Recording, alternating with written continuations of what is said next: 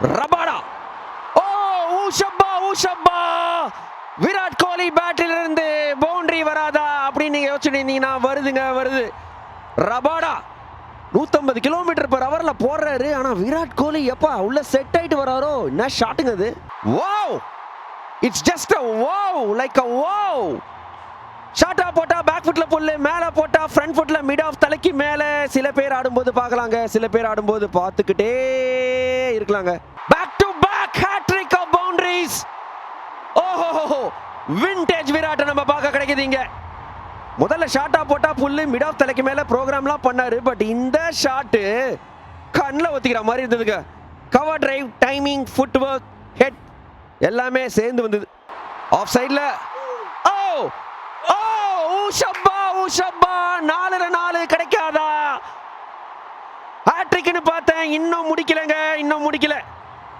தடவி விடுறாரு பந்த, ஆனா ஃபீல்டர்களுக்கு வாய்ப்பே இல்ல. Oh, vintage Virat in action. இன்னைக்கு ஒரு மூட்ல இருக்காருங்க விராட் கோலி. ஆஃப் சைட்ல பாசிபிள் துருஷ், anything is possible. Virat Kohli நடுவுல இருக்காருனா anything is possible.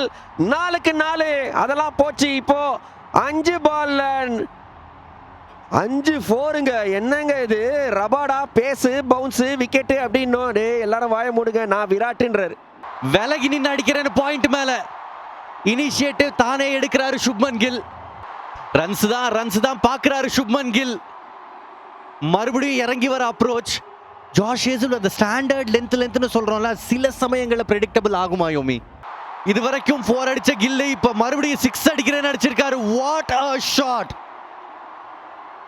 Shot of the day. அம்மா, கீழே வரவே மாட்டேன்றுச்சு பந்து.